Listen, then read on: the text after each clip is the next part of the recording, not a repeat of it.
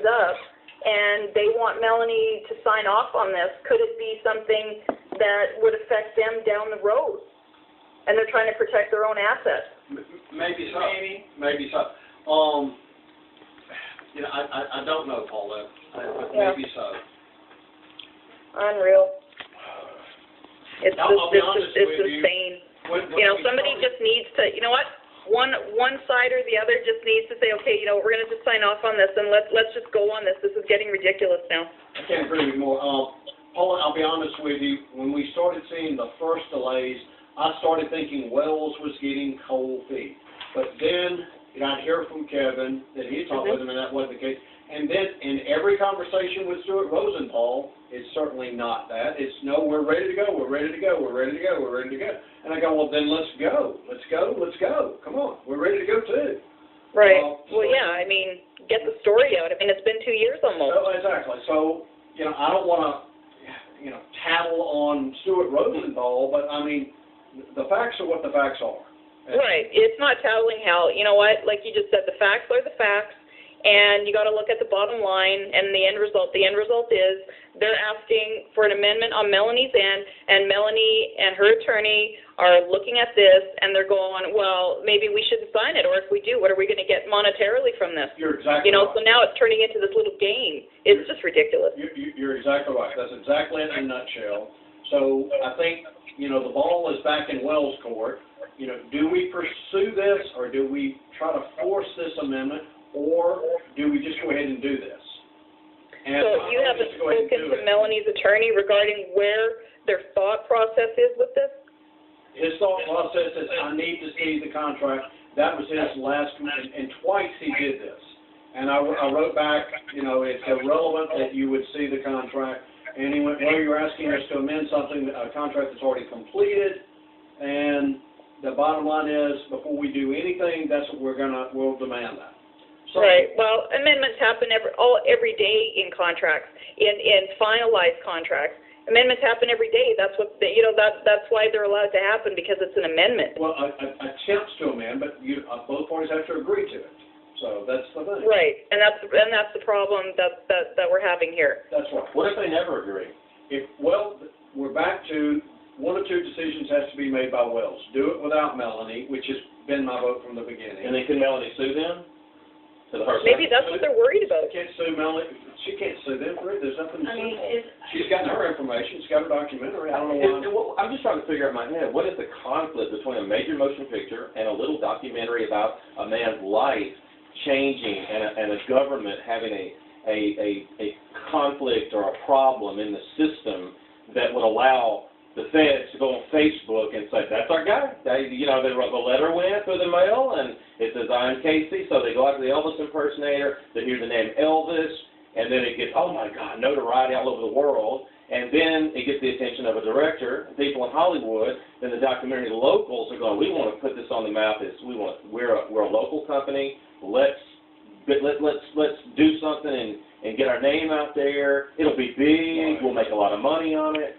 The only legal thing that I can think is, let's say Wells and them come in and they do some sort of fictionalization or whatever, and maybe it does something to harm her documentary. Maybe they're trying to just kind of protect themselves by her taking out the fictionalization part of her contract. Therefore, they can go forward freely with the fictionalization part. And she can't say, well, you know, claim any harm. I don't know. So maybe they're looking at, like, if the movie comes out, it's completely different from the documentary. People that see the documentary go, that's nothing like the movie. And there'll be a conflict, like, who's the liar? Maybe. Who's the credible one? That might be it. I don't. So the major motion picture could affect the sales. But the cleanest cut would have been had you had no contract whatsoever with anyone, and then you got with Wells in. But you know what? Wells came after the fact. Melanie was right there. Melanie did it. I bumped into some other, and a guy used to run a steak shop and was doing moves, and he went, Melanie beat me to the punch. He went, I was coming to see him. He said, I wanted it. He said, it's the greatest story ever. I wanted it. So, but you know, it is what it is. The facts are there. You know, Melanie, it might very easily, after they see the contract with the redacted financial part, they might go, hey, not going to hurt us. We have no problem with it. Good luck. Go forward. Might be that. It might end up being Wells going, hey, we don't need it. You know, we don't need it. I think what they're going to come back, though, is say, show the contract with the redactions, see what their Not position saying is. the amount. Yeah, and take out all the financial dealings with you. Then say, okay, see what their position is at that point. If she comes back at that point and goes, well, we're just not going to sign it, you know, then, you know, there are, you know, other issues for whatever reason, and then it's a decision falls back in Wells again. Do we go forward without her? So. Well, it seems like, from my standpoint, it seems like everybody is wanting to capitalize on this as much as possible, and I think that's where this is coming in, at least partly.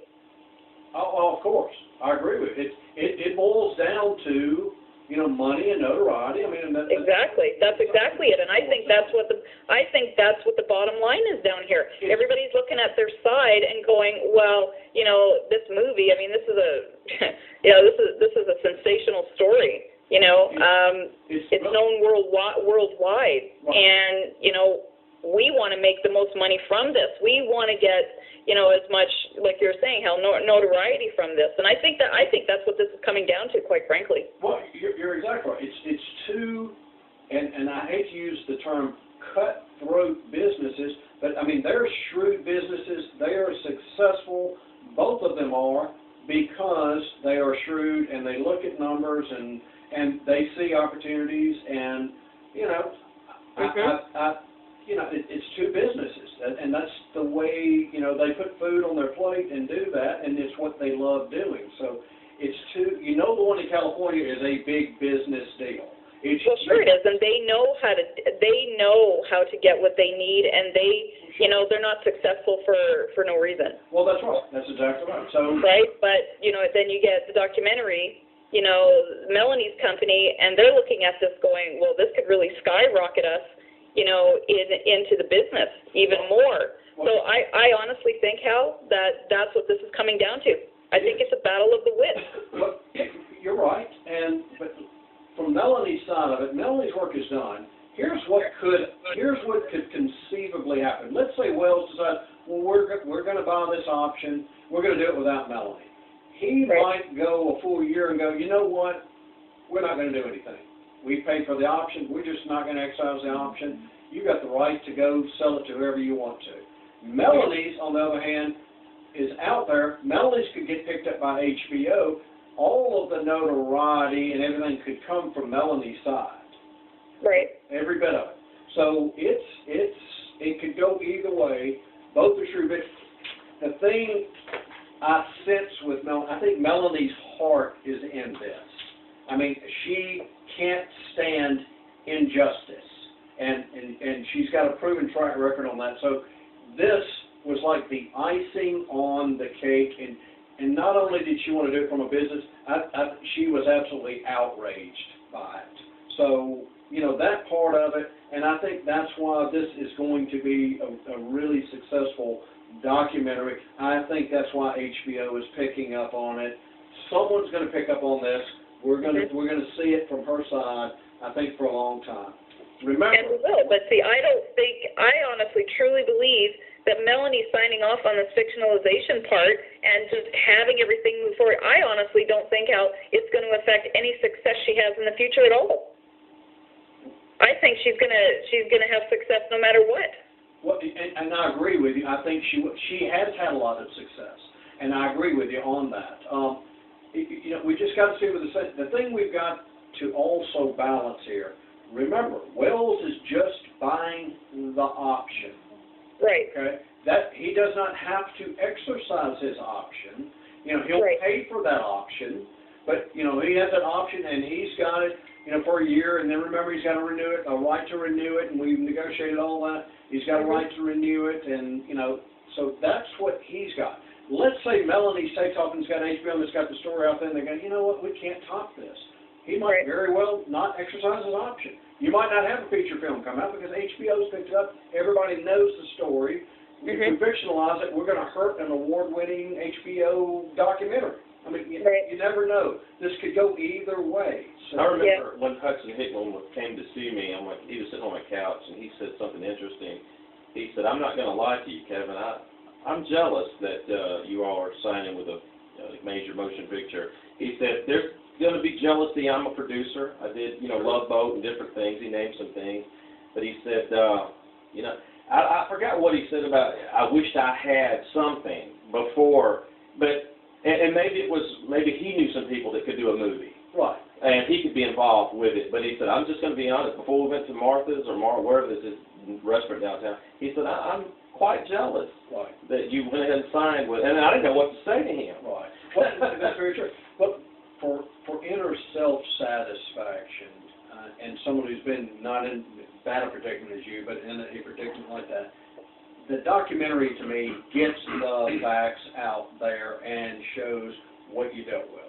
And that part, and the American public, some of them are smart, some of them are not smart, some of them look at a documentary and go, oh, well, that's just the movies. No, it's a documentary. And it should scare the feds that we're suing. It should scare the American people. Wasn't it Melanie that found that they scrubbed information off the FBI website about my arrest? They deleted a page or so, and then Melanie caught it because they took a screenshot? They took it down. They had a press release, and then they just took it down. I mean, when it all went south. We got it. Yeah, good.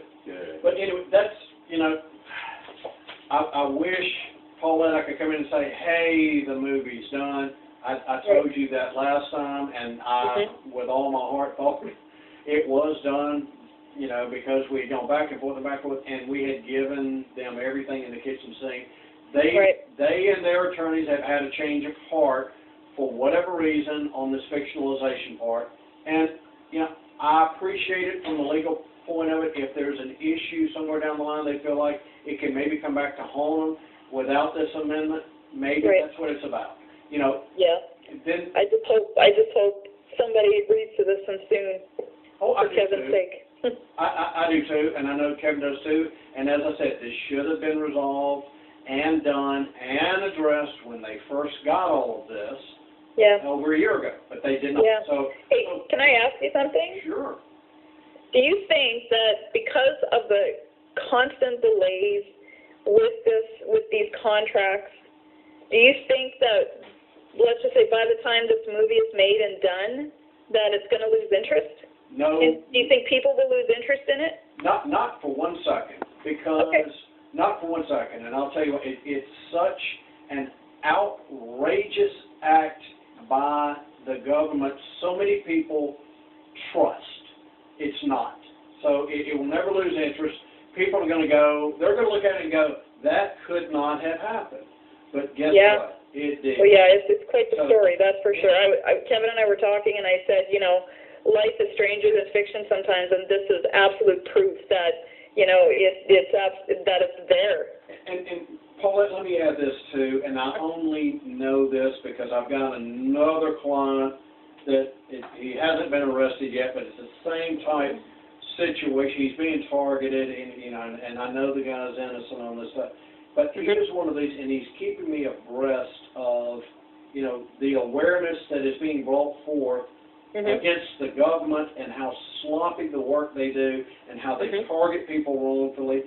And honestly, in fairness to Wells and maybe his partner Tom, maybe they are monitoring,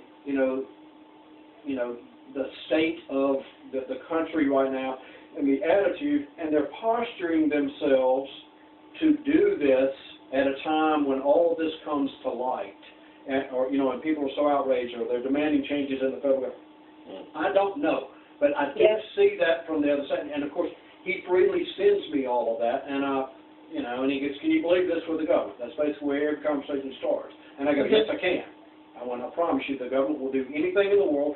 They will kill people if they have to. I mean, the government will do whatever they have to do to operate. And I went, but, they do outrageous things. And, the FBI is not what the FBI used to be. When you start hiring substandard, people, that you get substandard work. That's what you get. So, sure. Yeah. So, anyway, in fairness to Wells and them, they might have a strategy we don't know anything about, and they're going, hey, at the end of 2015 is the ideal time to to announce this or kick this off. They might know of legislation that's going through. They're in touch with all the Hollywood people, and the Hollywood people have the money to push the legislation. I mean, heaven only knows what's going on and the reason, you know, for this amendment or the reason for the delay. We don't know from his side. So, but anyway, on this end, the minute we get something, we stop. Whatever we're doing, I'll work. Whatever. We're trying to get this done. The movie part, which to me, again, I'll say it to Stuart Rosenthal, I'll say it to, you know, any attorney I know. It should have been completed a year ago by Stuart Rosenthal.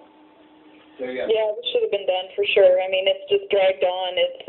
If you had an issue a year ago with Melanie's contract, let us know. It would have been a better time than wait till the end of her contract when she's done to ask her to amend her contract. So I wonder why they didn't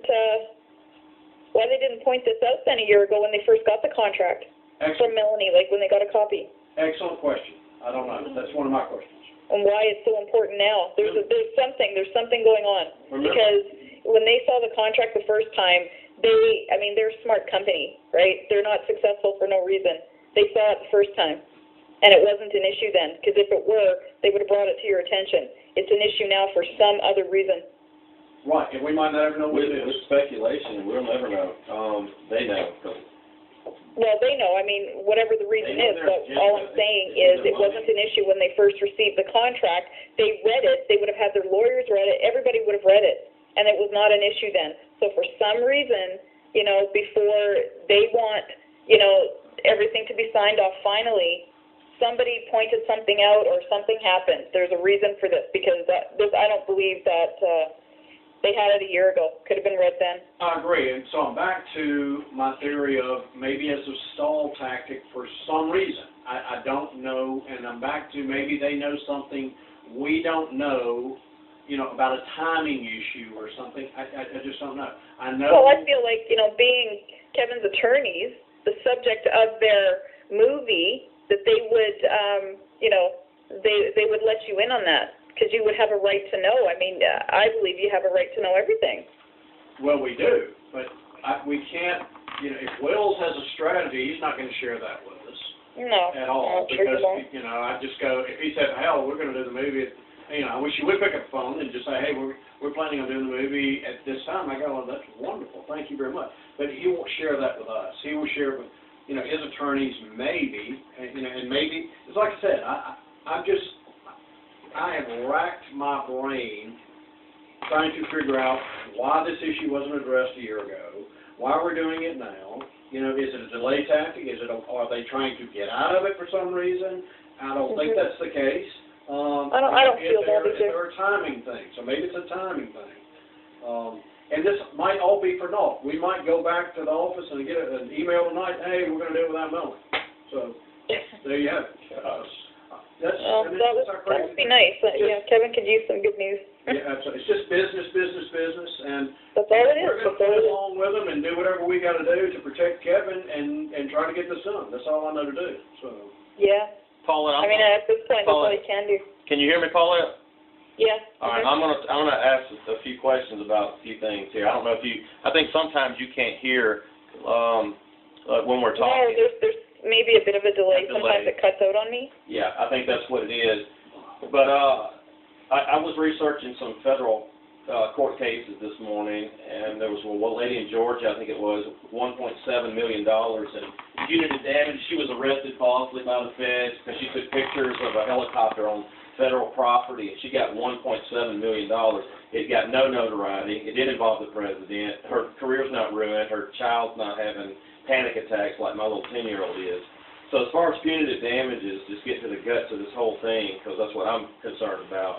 I'm more concerned about that day that they call and make an offer and say, what is it going to take to make you go away or make you shut up and get off the internet, quit saying the government's terrible and all this.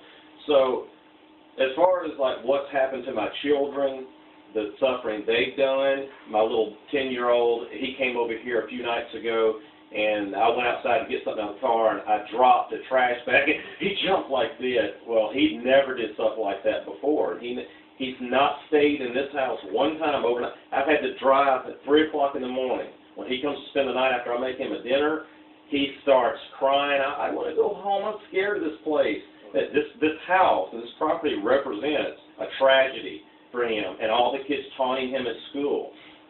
That's going to go into my lawsuit. If a woman in Georgia takes a picture of a helicopter and gets arrested for 4 days falsely and gets almost $2 million, what are we looking at?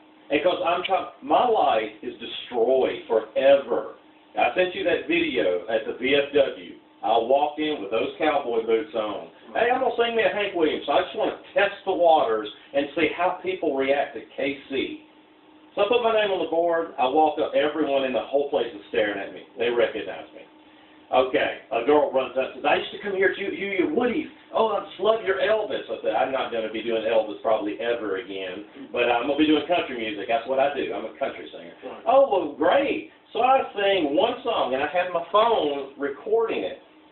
And I walked off. I sent you this video. I listened to it. And the manager of the VFW, Parker, grabs me as I'm handing $3 to the bartender, just grabs my arm and jerks me around in front of 50 or so people, and pushes me down in a seat like a little schoolboy. And I'm laughing. I'm going, I know this isn't happening.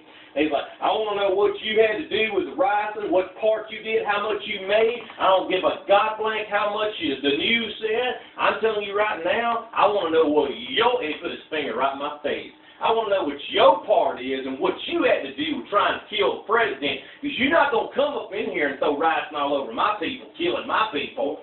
That was traumatizing for me. And I laughed because I'm a performing entertainer. I can laugh with the best of them. But can you imagine?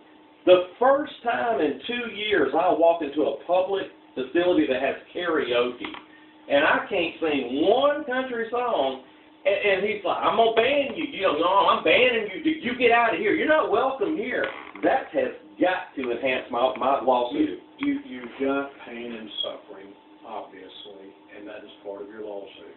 To show punitive damages, and Christi chime in, you've got to show malice. And that's where they kept you in jail after the time they should have released you. So that, that is what we're talking. I've looked at a lot of done research, and so has Christi, and yes, we've seen it. I've seen it from 1 million, up to 6 million in there for something. So a lot of it depends on what we're allowed to put into the trial and into the court. I suspect very strongly this will not go to trial. I suspect it, but I don't know. If it did, would it get publicized? Could the reporters be in there? It'll be very publicized if it goes to trial. It absolutely will. There's no way they would let that happen. I don't think they will either. They've got a black eye. I think they fired some of the prosecutors that were over there. We'll never, and if we go to trial, we'll be able to find out was that why they were fired. And they don't. And I don't want public record. That's right. So what about my career being destroyed? I'm talking 10 years from now when I go and to do a show and they go, oh, you're the guy that did the ricin guy. Well, they might be, Kevin, you got to look at it on the other side. Once you get the movie out here, once your story is out, here, as I told you in your email, you know what you encountered? You encountered an ignorant redneck in the bar. That's it. So mark it up to ignorance and redneck. Now, when the movie comes out, you might be his hero and he might want your autograph out. True. So, but what about everyone? Like, I've gone nowhere that I wasn't singled out and banned from someplace. Again, people don't know, and people are scared of what they don't know, and that's that. I went to the safari with the old property manager. Where's the safari? Here in town? Right next to Pizza Hut, here in town. And I was invited by a band lead singer, Kimberly, who sang in Nashville, who texted me. I never heard of this girl. And she texted me and said, I've seen you on YouTube. You've got to come sing Johnny Cash, and I'll do June Carter, and we'll do Jackson, and you can do some more John. I walk into the place, and I always have a witness with me, so I text the property manager that used to be here. She's over at Jumpertown now. And she meets me there at the facility. We walk in together. Immediately the guy recognized, I know who you are. We talk 10 minutes. I finally get back to the table. The band starts. They call me up, and here's what they say on the microphone. We have a special celebrity, the guy that tried to kill Obama is in here. And everybody said, raise your glass if you wished he would have succeeded. Oh, and I mean, it's humiliating and it's stressful. And again, in the local areas,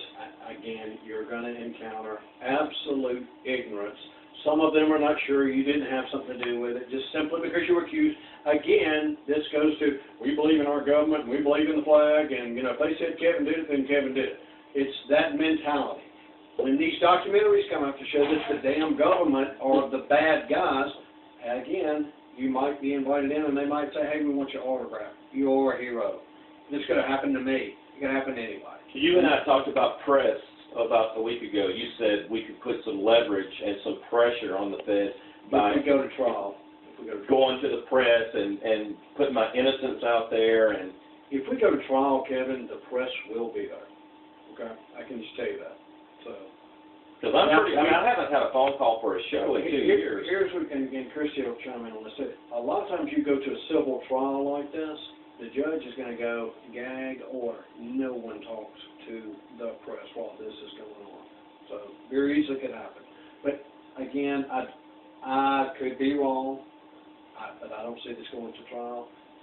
Christi and I like it to go to trial. We'd love for it to go to trial because we show them who they are. Mm-hmm. So we'll see. You've got a federal tort claim there. Obviously, they're not doing anything. They're ignoring you on that. That is sitting there. What's their cutoff date for filing? This. 2 years. Yeah, I mean. For federal tort claim. No, I'm saying, don't we have, when it's April, we've got to file. Right. This month, we're filing, unless we hear from them. So, and we've got to do it. And so we file at that point. A lot of times the federal government thinks you're going to go away. They just think, okay, Why would they think that? because you got movie rights, they know you got movie rights, they know all that's out there. They go, no, he's going to make money out there. He doesn't want to deal with us. Let's see if they'll go away. If they don't go away, which means you filed a lawsuit, then they'll come to the table. We haven't filed a lawsuit, though. That's it. No, okay, and that's what we're going to talk about. Yeah. Tort claim has been filed. We've talked about that several times. There is a difference in the actual lawsuit and the tort claim, okay? I understand that now. Okay. Before I file or have filed anything at all, first of all, there's, I think, a $500 filing fee, which we're already out a lot of out-of-pocket. I'm not talking about time, but we're going to have some understanding because I'm done with the childishness. I've been practicing law 20 years, and I have never in my life had a client behave towards me. If you have a problem with me, I would appreciate your taking it up with me. You got to answer the phone to take it up with you. I've called you about 20 times. You have not once in your life talked to me on the phone. Yes, Why is that? Because when you first got out of jail 2 times, you told me I have an absolute emergency, and I stopped what I was doing. Once was on a Sunday and once was on a Thursday night. And I left my family, and it was not an emergency. When you do that, you lose your privilege.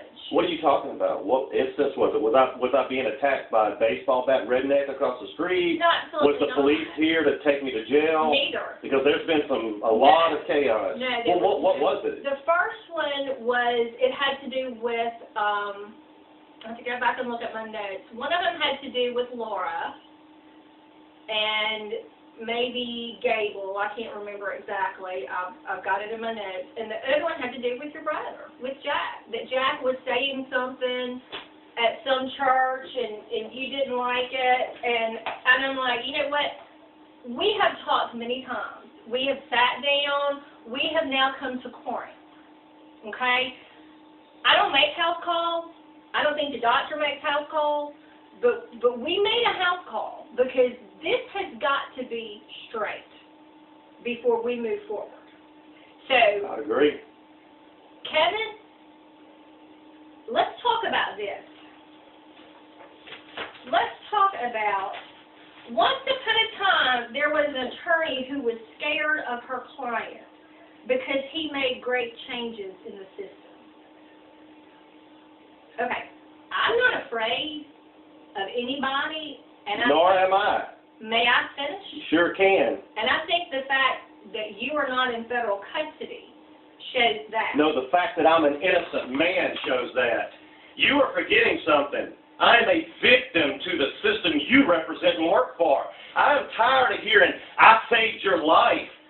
My sister could have walked in there and saved my life. She's an attorney. okay? I was innocent and framed and falsely arrested by a bunch of assholes who didn't like me because I represent a justice-seeking activist of sorts. Okay, first of all, keep your voice down. You raised your voice first. No, I didn't. Oh, yes, you did. Now, I've had a cold, so if I'm speaking loudly, I can't hear myself. You can't come in here and attack me. You know where I stand with this, and I know where you stand. Shut up. You have attacked me about the North Mississippi Medical Center. You've defended them, saying, "Oh, I have associates and friends that work there." I don't even know anybody that works there. And I don't know anything about my brother standing in a church talking about me. I don't remember ever coming to you about, I need your help because my brother's talking about me in church. I don't ever recall that. I want you to focus and stay on point. I am on point. Okay. Why do you think I'm afraid of you? What great changes? Are you afraid of me? Absolutely not. Or what I represent? Absolutely not. Really? Okay. Absolutely not. What great changes? We're going to answer some questions that I've asked you for a year that you refuse to answer, okay? I never refuse to answer any question, thank you. Okay. What federal judge did you have fired? What are you talking about? I'm talking about several emails and Facebook posts where you say you were responsible. How do you know I made that Facebook post? How do you know? Email. How do you know that someone else didn't post that for me on my behalf? Email to me. Show me what I sent to you. Oh, I mean, I don't have my whole file with me, but you said you're Well, if you're going to bring it up, you need to have it. You need to show me tangible evidence of what you're talking about. Do you remember saying? Let me tell you this. Let me finish. Finish! I'm done. I'm not putting up with this. I think I know where we stand. Yeah, conflict of interest, and you know exactly what I'm talking about. You have come at me since day one and angry. And another thing, you told my ex-wife that she is entitled to 20% of my lawsuit for any child in the house. That's exactly what. And then you say you lost the emails that you accidentally deleted. No attorney accidentally deletes something so pertinent, so important that has to do with my son and the custody between him. I said to Laura, based on what you had told me, that there is 14% for one child, 20% for two children. That is the law. Now, you gave me permission to do that. But again, I want to ask you to focus. Have you been responsible for a federal judge leaving the bench? What concern is the North Mississippi Medical Center case to you? I'm not. And how do you know anything? Yes, this is about Neil Biggers, isn't it? Neil Biggers sits on the bench every day. Well, who's it about? I mean, I'm asking you. You're the one who told me that you were responsible for lawyers being fired. I never told you that. Yeah, you have. No, I haven't. I wouldn't talk to you about that. You talking about the North Mississippi Medical Center lawsuit? No. You keep bringing that up. You keep bringing up Jim Wade in emails. You keep lying about it. No, I'm not a liar. Excuse you. I know what I live, and I sit with a room full of judges and attorneys, and they offered me $10,000 to sign a gag order that I would never speak about the body parts I found at the hospital. And then what happened? Jim Wade sent Laura Murphy, who is dead now, in to represent me. And where was Jim Wade, who was representing a $16 million big lawsuit that involves the feds because the hospital is federally funded, a tax-exempt, non-profit, federal-funded hospital. No one's ever said why they fired me. No one, but they, why would they offer me $10,000 and sign a gag order? I said, no, I'm not going to sign a gag order. I'm going to write a book, and I'm going to tell everyone I know about what's happening here. And then Jim Wade dropped the case that day. No, he dropped it. There's a difference. You did not pursue the lawsuit, but yet you keep saying over and over that he let the statute run. And no, I don't. He sent a letter to Laura, to the office where she worked, and said, you have 10 days to answer these interrogatories. Laura hid the letter. 20 days went by, and no one ever did. Jim Wade dropped the case with no excuse, just like I was fired for no reason. I was never given a reason. They just said, we're letting you go. I'm out. The case, he was allowed to withdraw as your attorney. Why would he do that in 18 months? After bringing in financial advisors and telling me and Laura we're going to be millionaires. But that's not my point. My point is, after that, the case was dismissed without prejudice for failure to prosecute and for you failing to obey an order of the court. What's the order of the court? That you were to advise the court within 60 days if you were going to proceed pro se or if a lawyer was going to represent you. Never got that. Never got any kind of notice. There is a notice in the court where you have signed it that says, it says receipt signed by Kevin Curtis. My point is this. When you say things about Jim Wade, that he did this or he did that, and it doesn't coincide with the public docket, that is an issue. Judge Biggers didn't even hear the case. I don't know where you're coming up with Judge Biggers because he was not. Judge Biggers asked to be removed from the case due to a conflict of interest. Jerry Davis was asked to. I have the documents in a file that big in my storage room. I have 5 federal judges that asked to be removed due to a conflict of interest. Why is that? How could that happen? Federal judges. I have 5 forms that say I, Jerry Davis, I, Neil Biggers. It was one after the other every month. I get that. I mean, I know Judge Biggers reassigned it because he took senior status. But, I mean, I don't think it has anything to do with the hospital because I very specifically remember a case, the biggest settlement I had against the hospital in the Bone case was Neil Biggers. He didn't recuse. He reassigned your case because he had just taken senior status. Judge Davis heard your case. He was the one who signed the orders and the report and recommendation. So, I mean, there's a mistake somewhere on communication because, I mean, I know what the docket says because I went back and looked at it. That's not my point, Kevin. My point is I don't know anybody that works at the hospital. I've had a couple of children there. I've sued them. That's it. I know Steve Holland to say, hey, there's Steve Holland. I have absolutely no connection to Steve Holland. I have no connection to the hospital. In fact, my father worked 42 years for Baptist, which is I guess you'd say, competitor of the hospital. So when you're making these accusations and you're putting me in a very negative light, it's not very professional. If you want to have an attorney-client relationship, it has to be built on some trust. And for you to say this silly stuff, I have a bad attorney. My attorney threw me under the bus. I fired my attorney. Okay, then why am I here? Where are you getting that information from? From what you posted. Or what? Or someone else. I'm not on Facebook. It's on Twitter. So you watch my Twitter account? Absolutely not. I could give a rat's ass. I have a job and a life. I have friends who... How is that? Is that nice to have a job and a life? I wouldn't know. Well, get a job. Really? Yeah, get a job. You don't like me, do you, Christi? Not very much. I don't like you either. Well, good. I haven't liked you for a long time. Let me show you something. We're good. Get yourself a new lawyer. I'm glad. You see this? You see that right there? You see my face? I'm going to make a point right now. I'm on the front page of that newspaper. Let me finish. It's a free paper. Let me. I got 20 from 5 states, and this is about a week before the North Mississippi Medical Center fired me. You see that? Front page in Louisiana. Kevin Curtis created double trouble. This is in Bastrop, Louisiana. No, let me finish. No, we're limited on time. Limited on time. Yes. You're a rude human being. Let me tell you something. I lost my life at the hospital, and you need to think about this.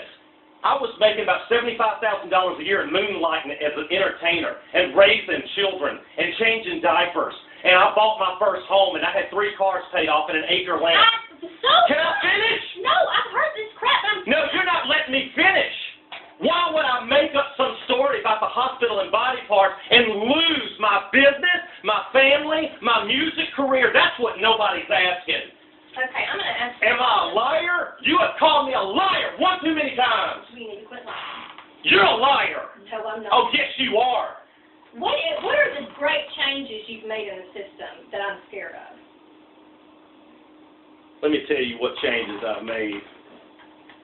You see this? These voice-activated recorders here. See these? Mm-hmm. I carried these around back in 2000 all the way to about 2007. Mm-hmm. I started making videos of cops making false arrests and beating the hell out of people in Booneville and Tupelo. I posted them on the internet. Wind down in Bastrop, Louisiana, and Monroe got wind where I was born, and they said, hey, will you come down here and do a fundraiser for some people that are being harassed by cops? I went down there and I raised $5,000 singing my ass off. You sure? And I bought voice-activated recorders and cameras for victims. I come back down here and I met with Charlene Presley, Bonnie Boyd, and about 20 other people who have been victimized in Lee County jail systems, beaten, harassed, and Charlie Thomas from Florida came down here, the Ethics Commission Director, Cindy Brown, you know her? I know Cindy. Yeah, she came down here. We went out to dinner, and they took about 795 pages of my documentation against the hospital, and they said, you have no idea how much you've helped us. You have no idea. You remember that? And you think I'm afraid for some reason? I am an activist and justice-seeking that has made people accountable, police officers, So am I. So why would that... But don't take away from what I've done. I'm not taking away, Kevin. Down and listen to her too. Like I listen. Y'all can both talk, but don't yell. You know, my attorney threw me under the bus. What have I done to throw you under the bus? You went and emailed my ex-wife, and you empowered her with information about my lawsuit and said, well, you are entitled to this amount. Information. I told her what child support guidelines, but she knew them. She got real cocky, and it caused massive issues in my relationship with my children and her. Problem. You need to take that It's my problem because you caused that problem. No, your problem with your children. And then you lied and said you lost the email. You'd accidentally deleted it. Your problem with your children long predates me. Your problem with your husband long Yeah. Thank you. I gave you his number. He said he would love to talk to you. I mean, he would love to talk to you. Are you still there, Paulette? Yeah. Yeah. I mean, grow up. Okay. You grow up. I don't have a problem, Kevin. You do have a problem, Christi. You need to get your head on straight, be appreciative for what people do for you. Okay, are you gonna answer my questions? I am not. You're not going to put another cross-examination. I am a victim to a damn life-changing situation. I've been to jail 23 times falsely. I have fought my way out of it. I can't walk outside and go to my mailbox without something happening and the police coming. I'm thrown out of public places everywhere I go. My whole life is ruined, and I'm a victim, and you are victimizing me more now. But do you think that gives you the right to act a fool and to say stuff? You're the fool. I'm done. I'm not representing you. Let me say this, Kevin. What she is asking, the prosecutors, the United States Attorney's Office, are going to be asking these questions. I'm trying to look out for you. They're monitoring you, as I'm sure, to this day, hoping you do something wrong, hoping to catch you in a mistruth, a lie, or something that they can call a lie. That's where she's going with this. And that's why we go back to, if there's a way to stay off the internet, please, God, stay off of it, because they're looking for anything, for you to step on your shoelace. They're looking for anything that they can use against you. That's exactly where she's going with this. Are they going to bring up the Jim Wade stuff? Maybe. Maybe not. They might go, did you say this at this time? Well, this is not true. Is it Kevin Curtis? And you're going to be on the stand with whatever judge it is. So that's where she's going with this stuff. So it's, the more ammunition they have, the harder it becomes for us to go forward and do, and get the monetary amounts we want. If we don't give them, but we've got to get this all clear. We've got to have answers for this before we go into a courtroom. You always hear about an attorney knows the answer before he asks it. That's what this is about, and that's where we're going. I assure you, if we start to go to trial, we'll bring in, love to have Paulette, love to have your mother, everybody in the room, because we want everybody's opinion, and we're going to ask the hard questions. You're going to have to answer these questions. They're going to put you on oath, and the judge is going to say. You can answer it with us, or you can answer it in front of a judge and jury and be embarrassed. And be embarrassed, and then the judge find against you because he's going, this man's untruthful. And so that's what I'm saying. How can they prove I'm a truthful when in my mind I lived this nightmare through the hospital? I was constantly going to federal. Kevin, but when you're saying, I talked to you about last year about being damages. real careful This is about when you were saying damages. all that stuff about Jeff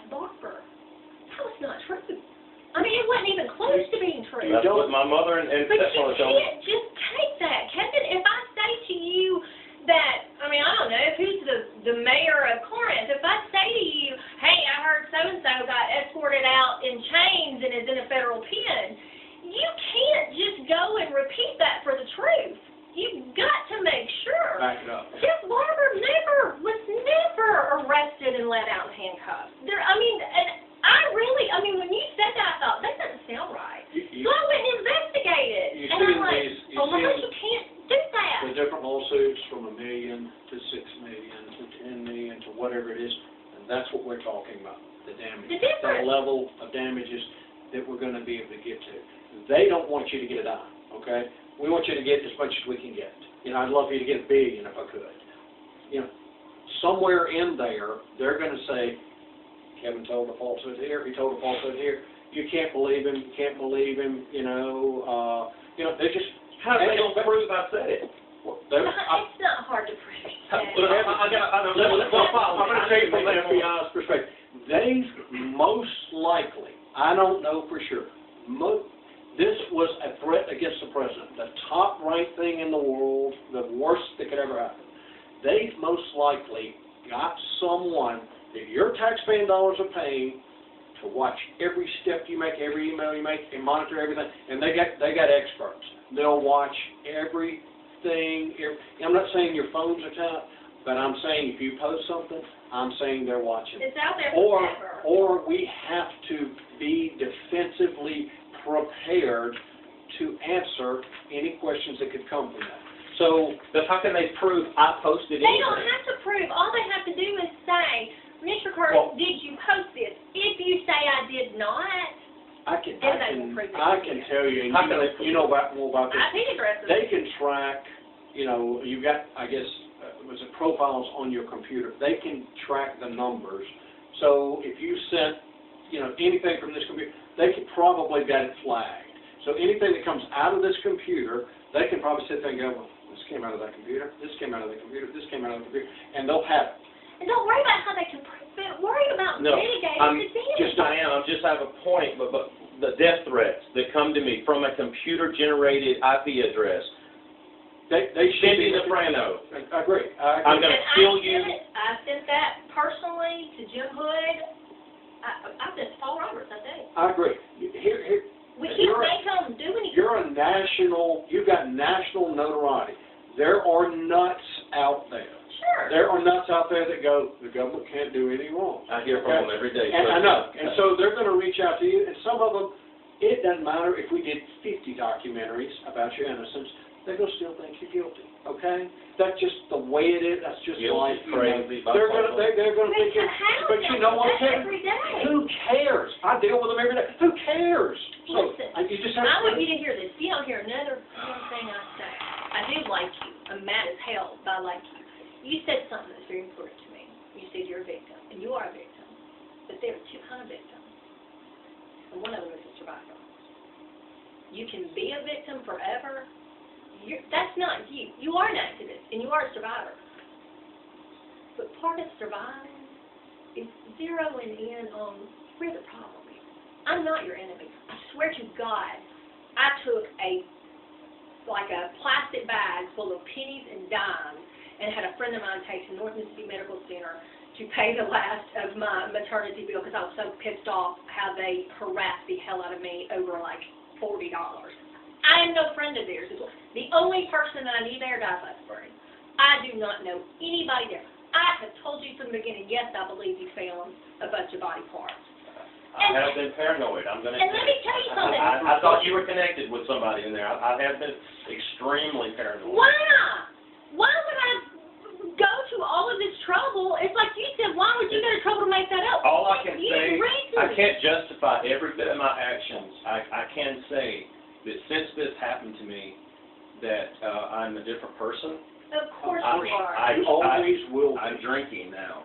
Okay, I didn't do that before. Normal again. I never touched drugs in my life. I never was an alcoholic. I never depended on it. But now I'm having panic attacks when I go into a public place and people are going, and they all come and, oh, you're going to sing us a song. And I literally, like bumps and wets come out on me, and I start trembling. This is not me, because I've been Mr. Entertainer. Right, yeah. You know, but I mean, I'm turning to that as I'm self-medicating Self-medicating. because I am so singled out and hated and threatened by so many people. You think you are. Wait, I do. You think you are, and even to this day, the crap I go through, sometimes I look, and if people look at you differently, they go, oh, well, they know. They don't. They don't. But, the kicker is what am I going to do? And I've got to answer someone on Skype here in a second. What am I going to do to get my story out? And then, you ignorant sons of bitches, if you don't like it after that, go to hell. Just stay away from it. When you are, I know you you're are. staying a victim, you're giving them your power. You are a survivor. Staying a victim gives them your power. I saw this man literally on his deathbed with his chest cracked open, an indictment against him. If anybody I could didn't have want to given wake up, I didn't want to wake up. I'll be honest with you. When I was thinking, if I don't wake up, it'll be okay. it'll be fine. It'll be better for Because my I don't want to family. put my family through all this. I don't want to have to go through all this. I honestly thought, and then I came to, and I was mad as a son of a bitch then. And I'm going to tell you, and I've been mad ever since. I've never slacked out. I will have my justice with those bastards one way or the other. And I mean that. So, But you're not a victim anymore, you're a survivor. I'm a survivor.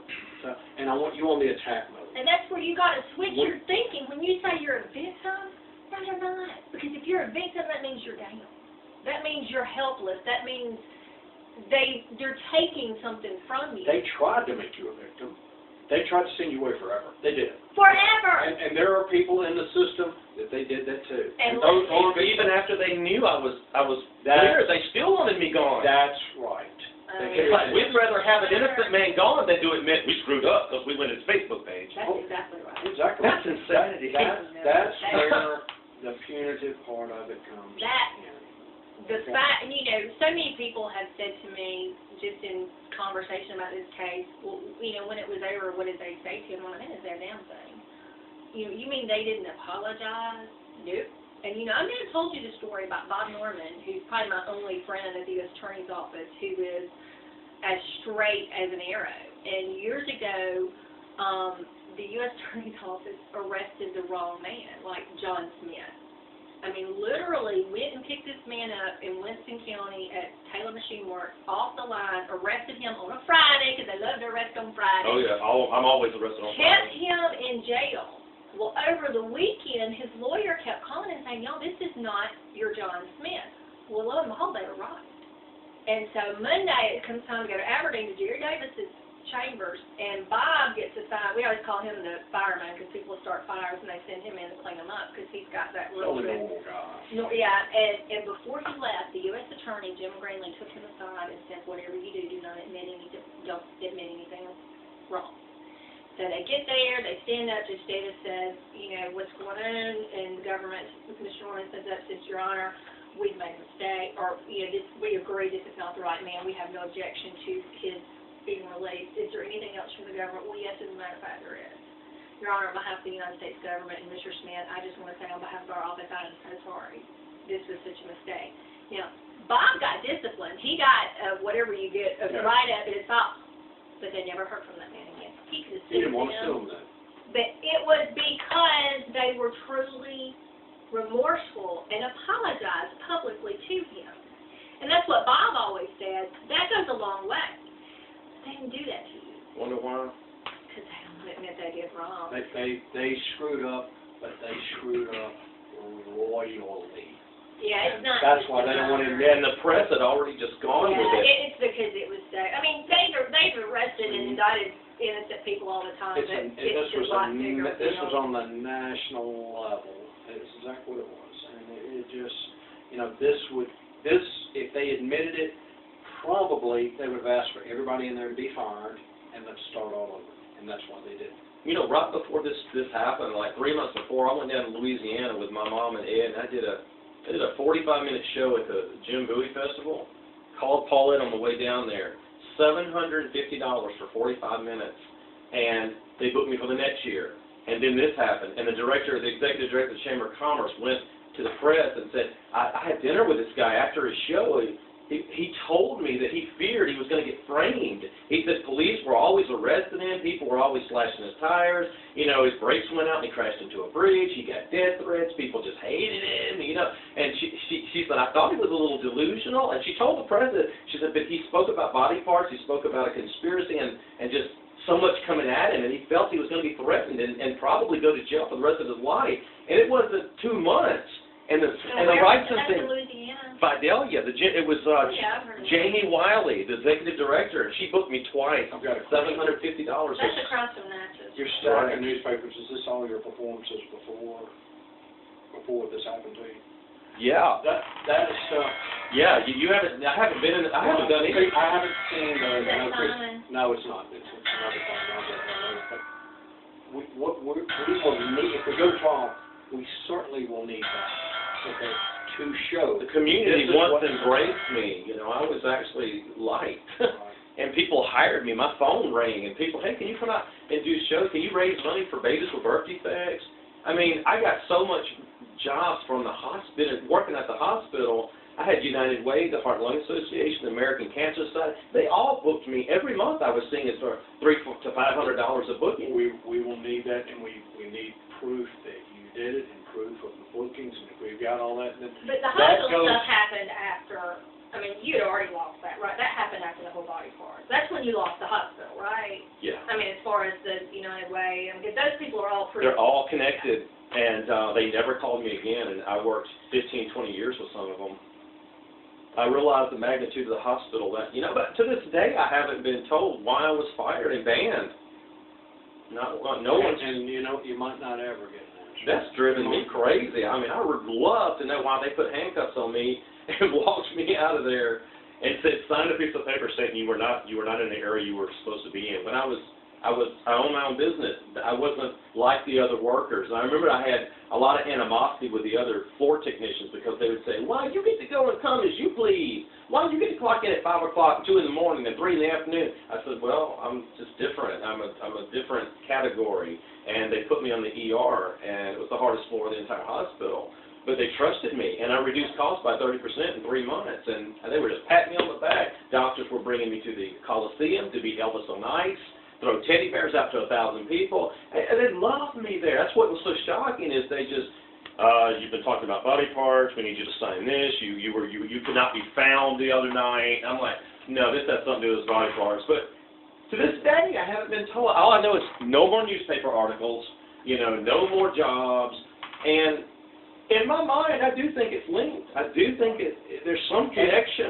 And it could be, or it might not. You know, there's a guy named Master Gray. He's a 5th or 6th degree black belt in Taekwondo. I used to talk to this guy and have lunch with him every day at the hospital. One day I'm Googling James Everett Dusky, and here comes a picture of this guy I had lunch with every day. Not once did he ever mention Dusky, but this guy was asking questions about my life, my cleaning business, my marriage. And then I guess he was going back to Master Dusky and telling, but I find out through a girl that took Taekwondo from Dusky that, oh yeah, they worked together, they talked together, they trained together, they ate lunch together, they went to each other's houses, and I'm like, well, I'll be damned. And then it hits me that Master Brian Gray and Ambassador Services working for Les Perry came to me right about 3 months before I was fired and said, Lena Thompson, the head nurse, has been watching you. You're so good with people. You're a role model employee. Everyone loves you. Would you please put in a transfer and come to Ambassador Services? Now, what that has to do with my being fired, I'll never know, but Les Perry came to me and said, fill this out, and we'll transfer you by next week. What year was all this hospital? 2000. Yeah, so, I mean, you're looking 15 years of this stuff. So, what our focus has got to be is the outrageous government. The outrageous government and what the outrageous government did to an innocent person, okay? And that's what the focus is. I guess it ties in my mind because that is what made me an activist. I never knew about politics. I didn't know a Democrat from a Republican. At the hospital, you know, made you irate, you know, and you become more of an activist. Reactive to. Exactly, and you know, part of the reason they target you and picked you up was because of the the activity on the internet, and you know, so is it related? Maybe it is, you know, maybe it isn't, you know, indirect. Yeah, I don't know. Is it fruit of the poison tree, as we call? Mm-hmm. I think they just jumped the gun. I really honestly believe that John Marshall Alexander saw a chance to really make headlines.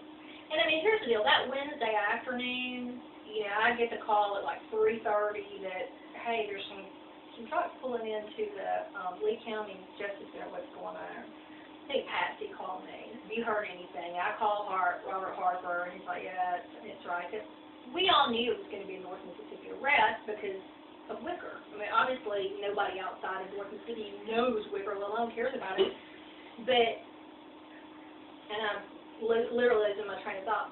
I think that John Marshall, I don't think he knew these were. I really don't. And one reason I say that is because I think he would have tread a little carefully if he saw, hey, this guy's been tied up in the past with some litigation, blah, blah, blah. I think he would have been a little bit more careful.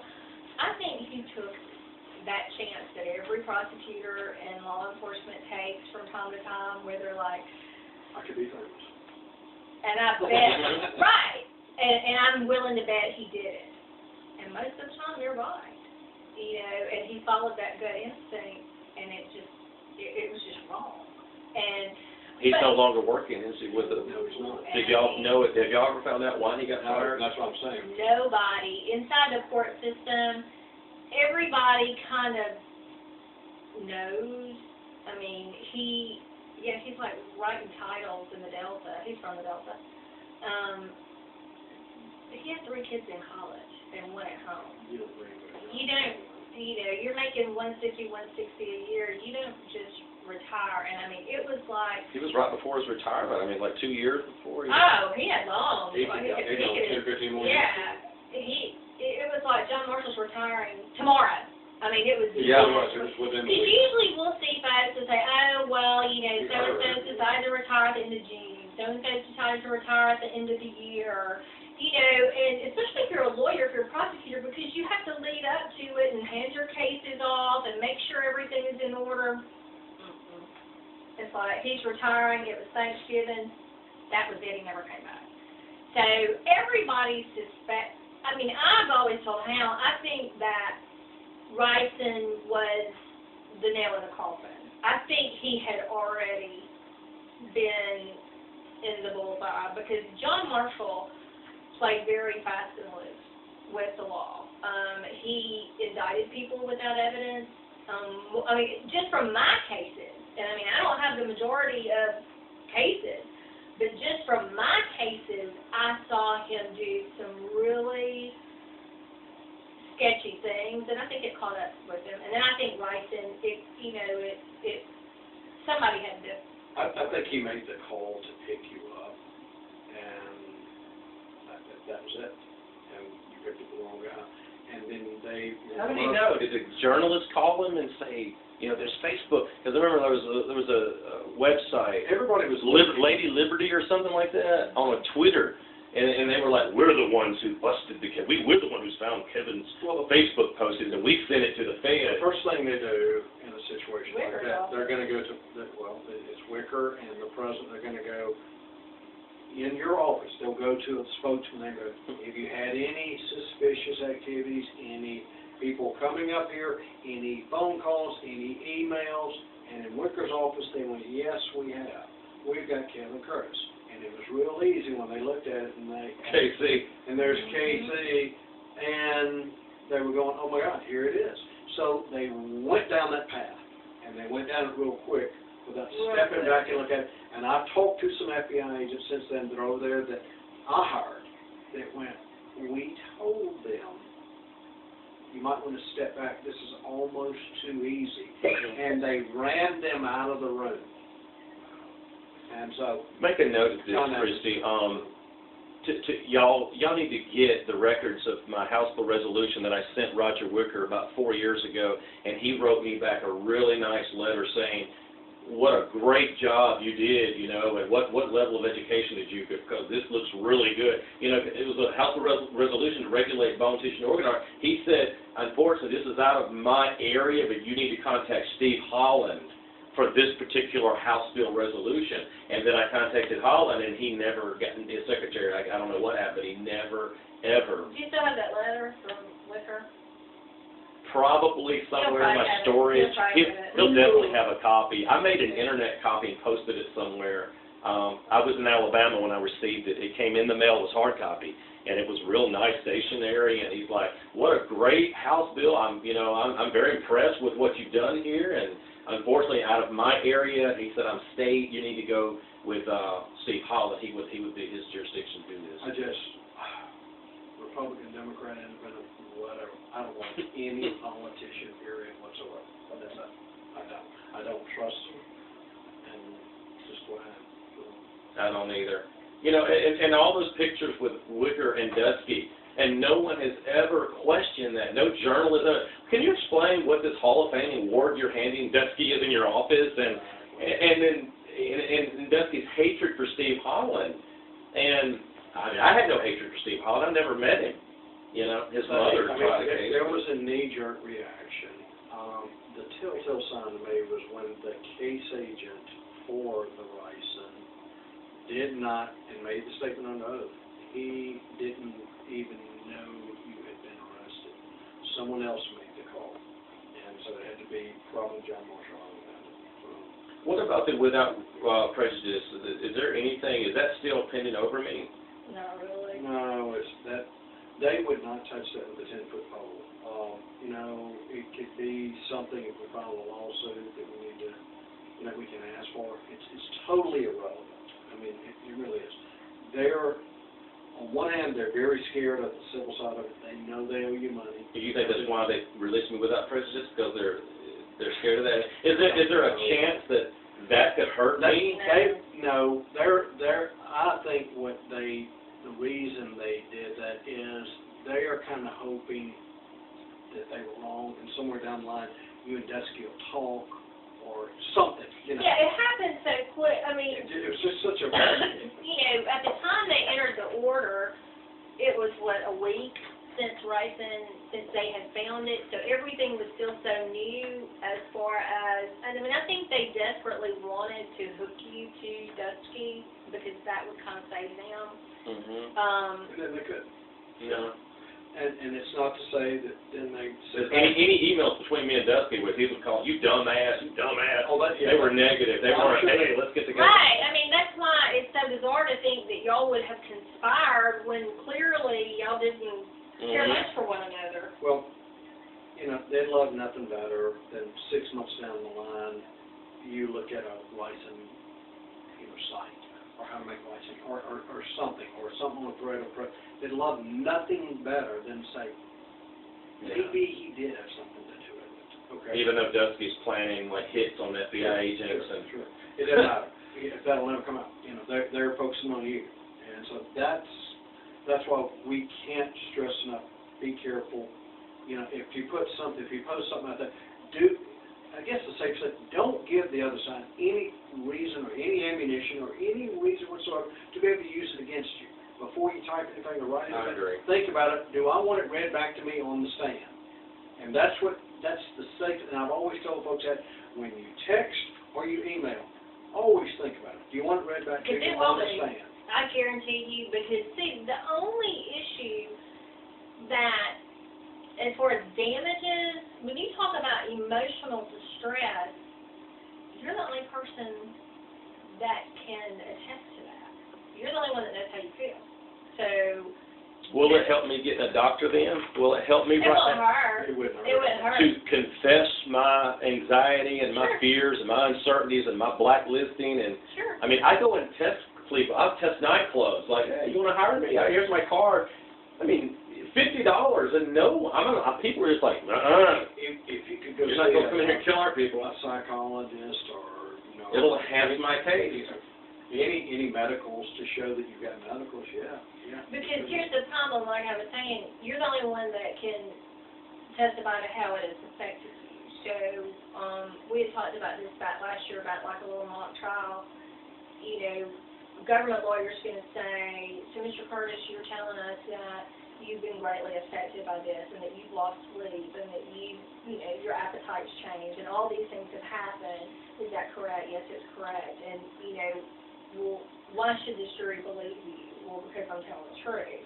Well, let me ask you something, Mr. Curtis. Did you ever say A, B, and C? Was that true? The slightest. It's like house that they're looking for anything. And this is if it goes to trial? Yes. Well, probably in a deposition, too, which would be before a trial. So my medical records will be subpoenaed, because I've been to the clinic, the hospital, the ER. Yes. I have a $700 ambulance bill from Gatlinburg. Me and Paulette went to Gatlinburg. We're being gone down the mountain in an ambulance. All your medical. And it was my stress. Remember, Christi and I have to operate on the very limitations financial that we have. The government has billions of dollars if they want to focus on your civil cases and they can spend. It's just, we want this, we want this, we want this. Yeah, they're going to try to discredit you. I mean, that's exactly because it's to their benefit to discredit you. So I'll stand there and say, I've lost my mind since this happened to me. that's why you have to. Absolutely. I can't even think straight half the time. And then if we can put a doctor up there who goes, he's lost his mind, or I'm paranoid. He's paranoid. Hey, Paulette, He suffered. Yeah, am I paranoid? very. Thank you. Our relationship, I told her just a few days ago, I said, you know what? Any issues we've had in the last couple of years, it's me. It's on me. Did I not say that? You did. I said, I take full responsibility. You have been wonderful. It is me and the baggage and the hell I'm going through with Laura and the kids. And, I mean, I guess with this Ryson thing, I guess an ex-wife would immediately have dollar signs, right? Because Laura's like, well, you got to buy me like an oven and a car and a lawnmower. Hey, tell them what she said to you about when you were talking to her about taking trips. Tell them about that. Oh yeah, she said she wanted money to take trips with Flynn. When the settlement comes in, and I just give us enough money to go. I want to go to where's the Irish? Ireland. I would just say, look, I may get money, I may not. Yeah, I wouldn't. I may get money, I may not. I don't know. She's already finished. I don't know that I would have that conversation with her. Oh, I don't have it. I wouldn't have any with her if you can get away. I just stand there and look at her and go, have you lost your mind? Ex-husband, you were lucky I came over here and mowed your yard for 2 years and cleaned your house. Paulette used to ask me, like, so what are you doing? I'm like, I'm cleaning the house, fixing the oven, the dishwasher, mowing the yard, weed eating. You're like, you're at your ex-wife's house, Kevin. Yeah, okay, really. And it took her to get me to say, okay, ex-husbands don't do this. But in my mind, I was always doing it to help the kids because it would alleviate pressure off her, and they would be like, well, Mom will be happy now. She won't come in yelling at us. Yeah, she's not the kind of person that appreciates it. She just, Kevin, you and I talked about this, and Christi and Hal and, Ed and Mrs. Harmon. I mean, everybody knows that Laura wants me out of the picture yesterday. Oh, yeah. And I'm still here, and I'm not going anywhere. She's And that she hates that. So I even said to Kevin, when this lawsuit thing is over and, Christi and Hal have done their job and everything, I said, you're going to have another issue on your hand in court, and it's going to be Laura. Can she come after me now that she brought that up? Can Laura come after me for any kind of compensation, saying, well, he had nothing for years, and, we've been divorced 13 years. We've been divorced 12, almost 13 years. What do you mean? Asking for money. Yeah, I mean, she's always With like emotional distress during all of the body parts things when they were married. But even when the Ryson thing happened, they've been divorced 10 years. It doesn't make sense to me. No, she doesn't have any kind of claim. The only thing that Laura has is a right to child support. Right. Any mother, and that's just Mississippi law. Like, if you won the lottery, she would have a right as the custodian of your children. She doesn't have a right as your ex-wife. There's no right there, and the emotional distress, all that stuff, there's no cause of action for that, for her. Not against you. She could sue the FBI herself, I guess, if she wanted to. Yeah, she asked me, could she said, ask Hal that. Could she say that? Yeah. Sure she For her emotional distress.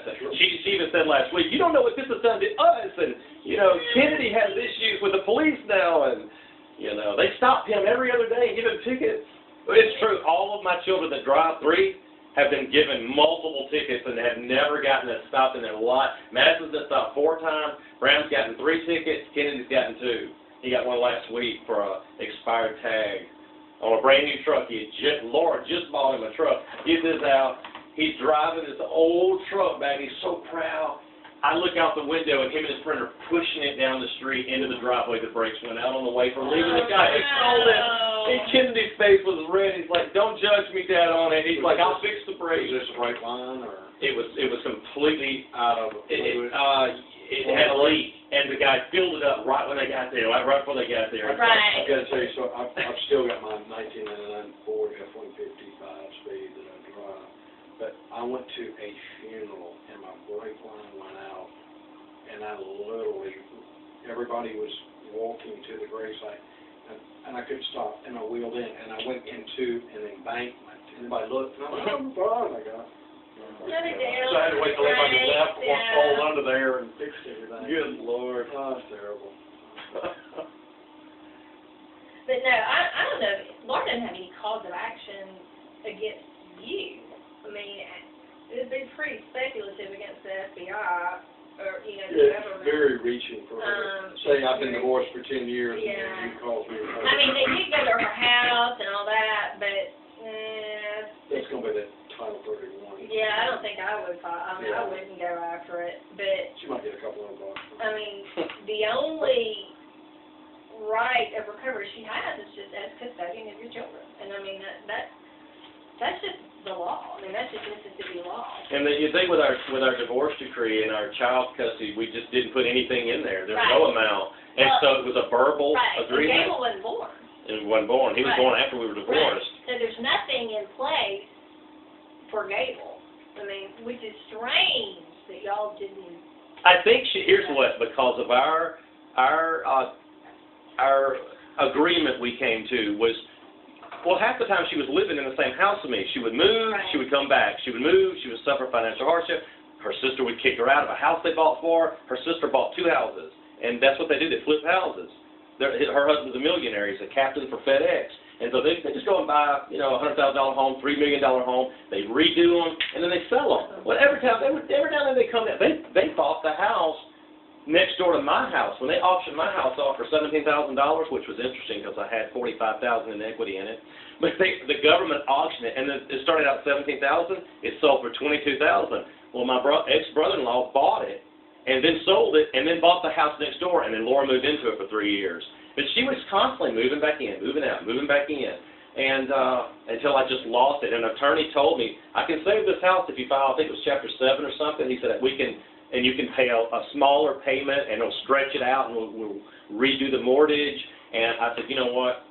I'm done with Mississippi. I'm going to Alabama. And that I let them have it. I just walked out. Laura sold everything in the house. I gave her the money. I had $60. So I took a Greyhound, left her my car. But you know, we had an agreement. She knew my heart, and she knew that she would get more out of me that way, and she did, because what I do is I would wire her $150 every single month of the same exact day, usually the first or the second, from Walmart. And then 2 or 3 days later, the kids would call, can you just call Pizza Hut and order some wings and pizza? I'd be out 40, and then 4 days later, Madison, could you get me $50? I'm going to be going to Jackson to try. And then I'd be 50, but it always averaged out to around $350 to $400.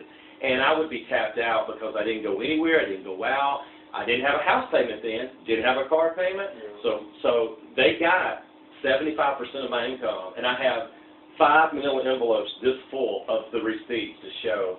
So she knew my heart, but, you know, once I started dating Paulette, everything changed, and I started seeing, like, I'm a little bit of a fool here. I mean, I'm mowing her yard, I'm cleaning her house, I'm babysitting, I'm going and buying groceries. If you move away. Thank you. Yeah. Did you hear Hal? Guys, that's why I said thank you. Yeah. I'm definitely going to move. Because, you know what, I'm going to tell you something. And Christi, I just want to say something. You know, Laura, you know, Laura is really great at pitting people against each other, okay? Yeah.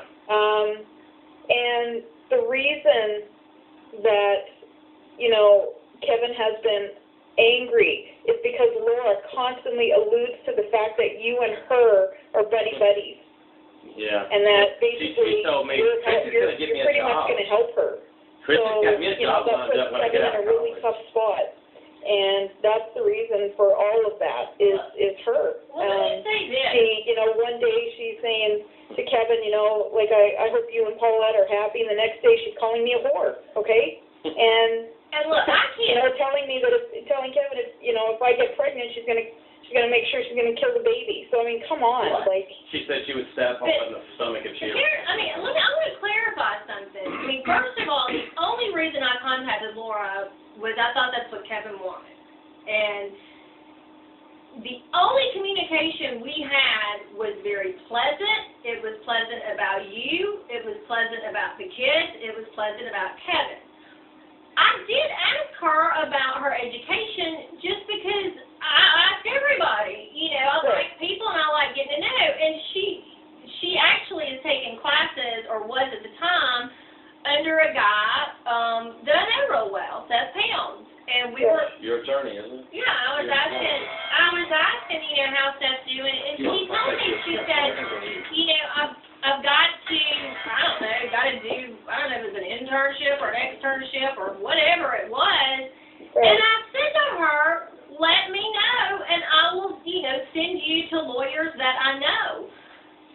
That doesn't mean that's why I brought it up, because Laura is a master at, like I said, pitting people against each other. She will tell one person, you know, one thing, and then turn around and tell somebody something else. In a different way. So that's way. why I brought it up. I just wanted you to understand the reason why Kevin was angry about that, because Laura's you know, real Laura angry. has a way, unfortunately, of, you know, causing a lot of trouble between people.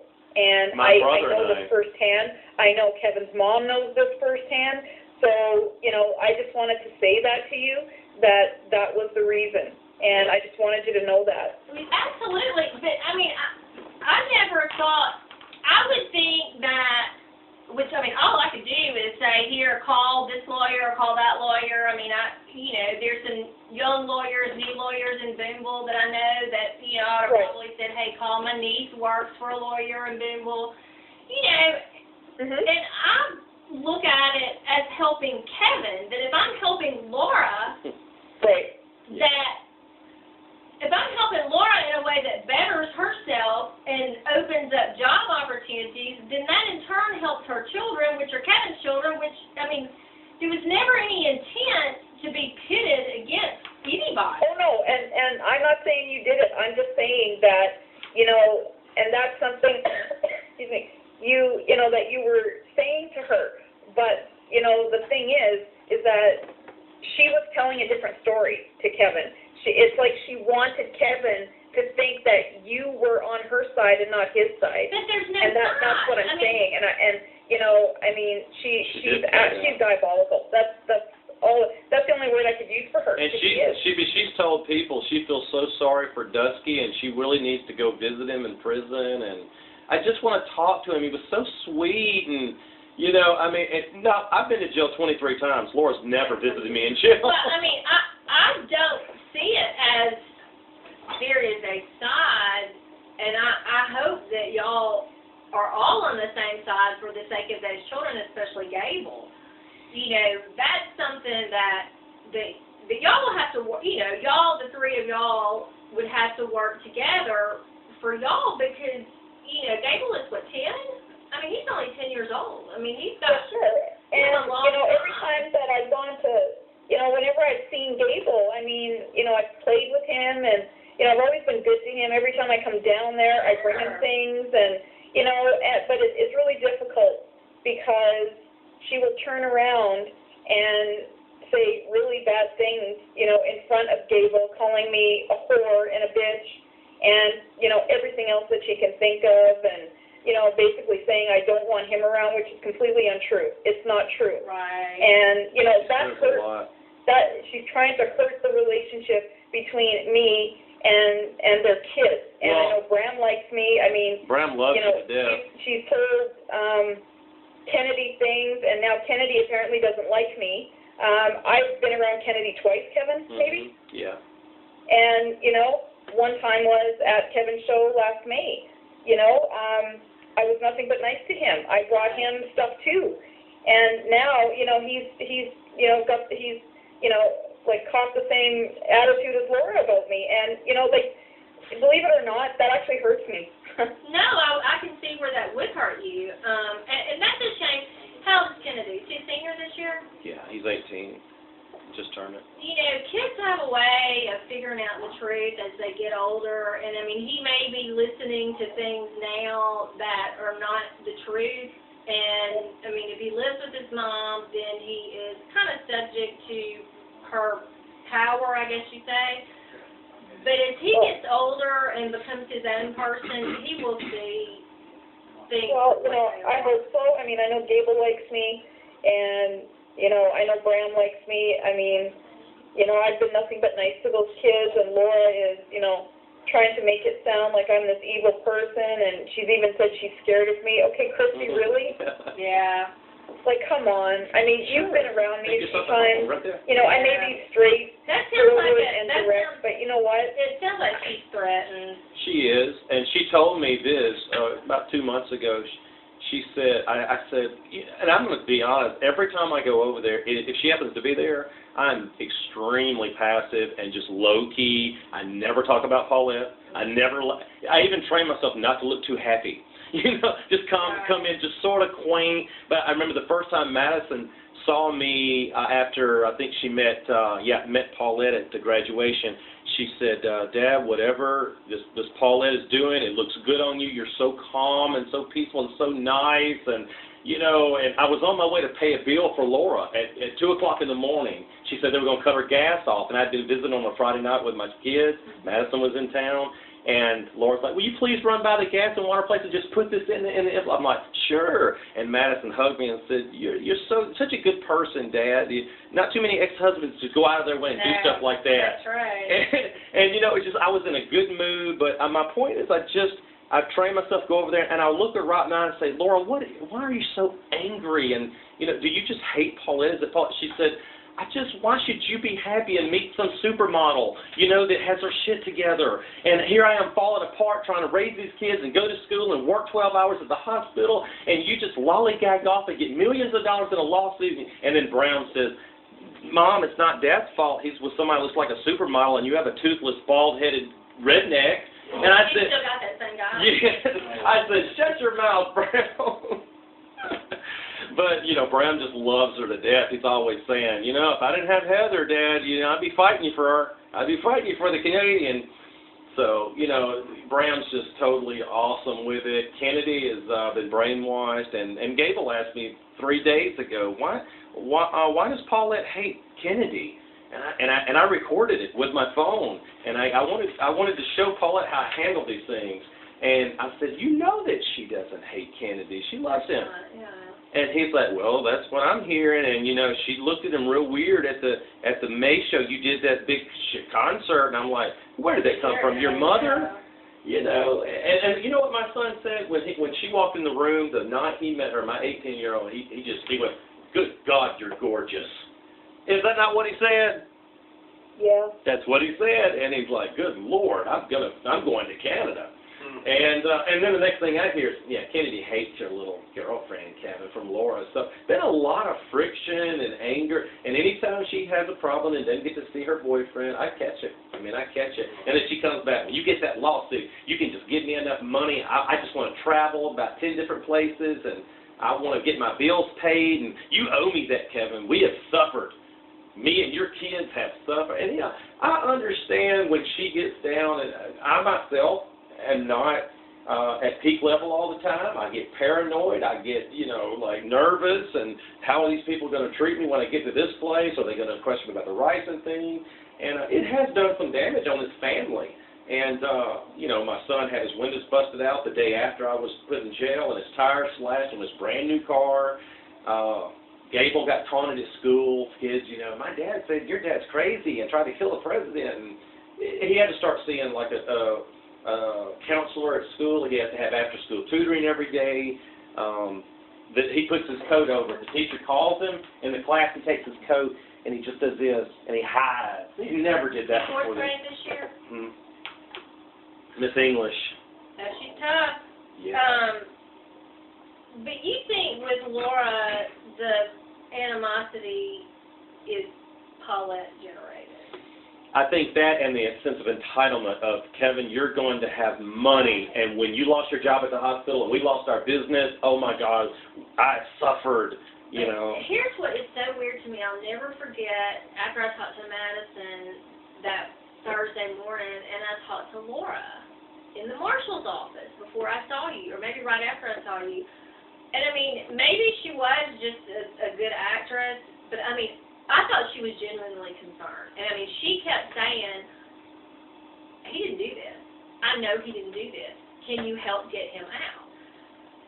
And I remember thinking, she's an ex-wife, and I mean, she, you know, I never she knew seems that. like she really cares. And so that's why I wondered, because, you know, if you had, but she didn't know you were with Paulette then, right? I mean, you and Paulette weren't real.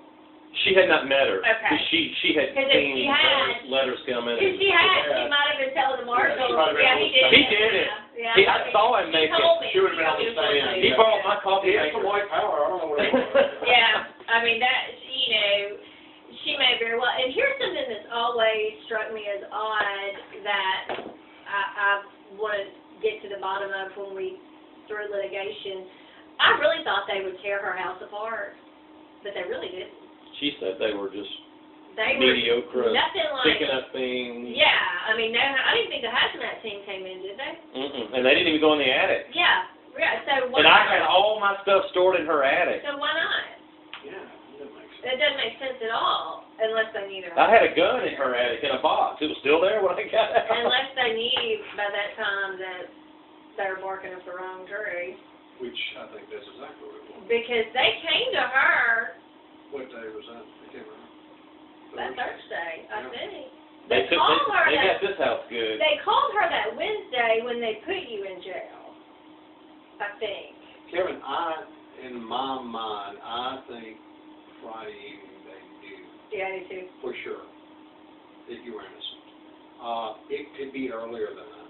When did they take my DNA? They all come in and took me out of my cell and took my blood and my spit and my... That was Thursday. That was probation does that. That's just the Because we went over and standard. saw Chad Lamar, and I remember sliding the, I still needed to go as their reward for him. I remember sliding the sheet of paper over with Dusky's name on it, and I went, this is who we think that is. We want all information. I said, I know you're going to be looking at his computer.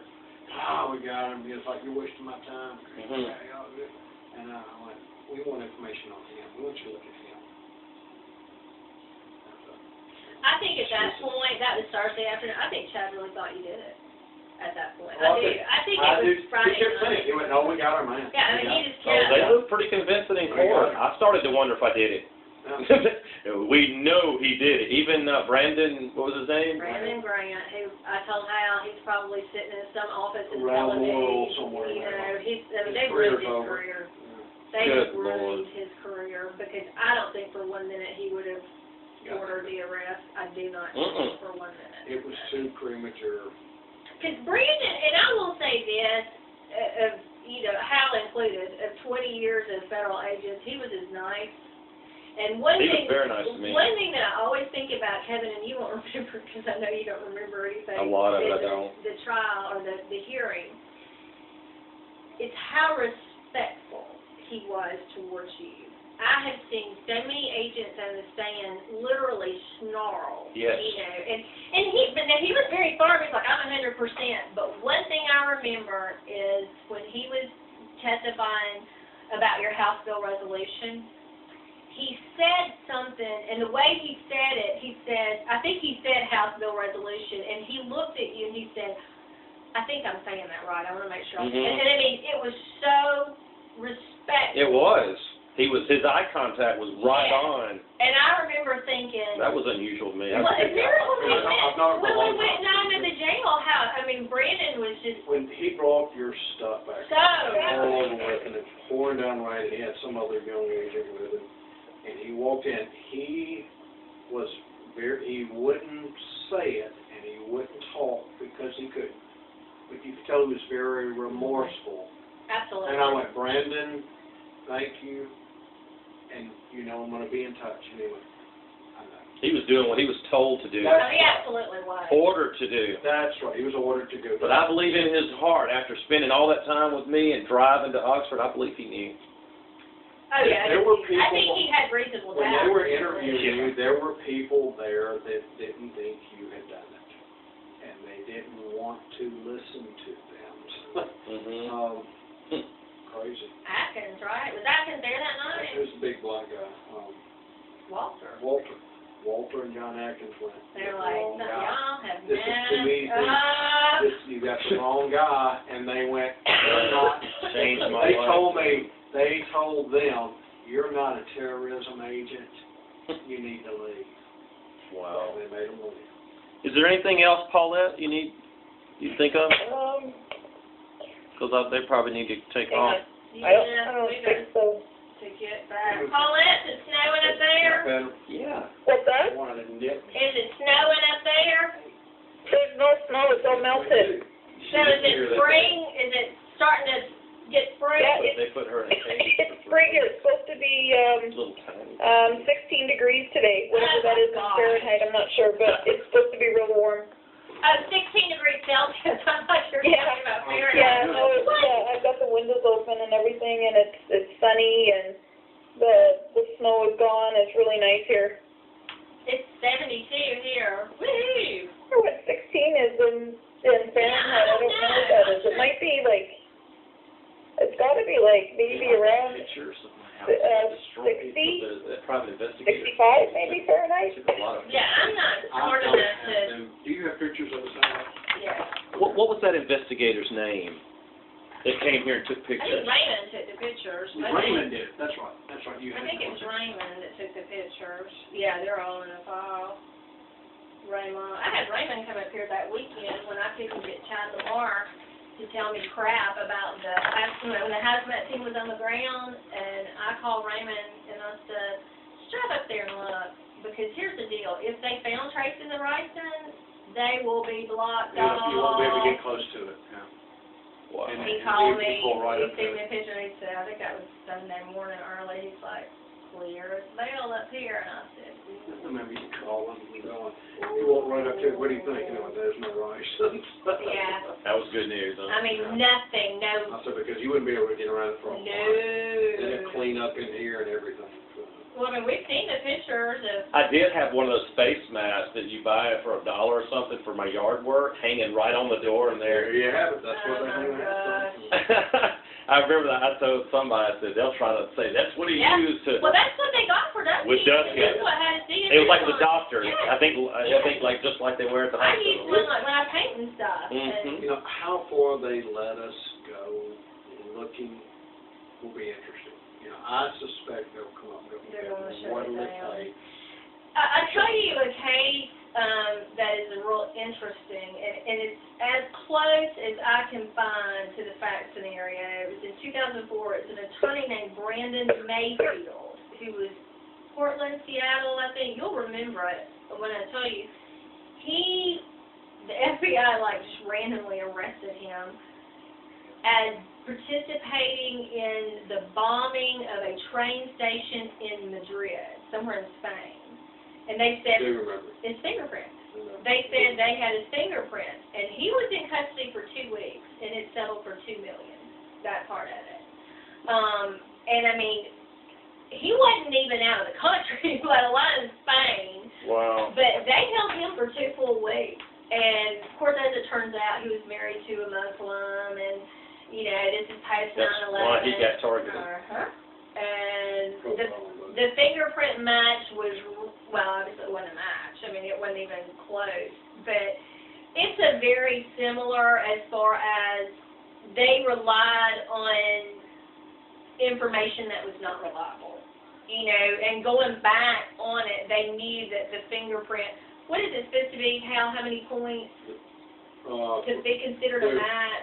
There's 3 points, 3 crucial points. And if you can get those 3, and they knew that there was only one, but yet it was kind of one of those, well, he's married to Muslim, so it must be him. Well, it goes from the Profiling. It goes from the 3 that's narrowed down to about 20 to 25 people to the 2 goes to about 200,000. Right. The 1 is like 2 million.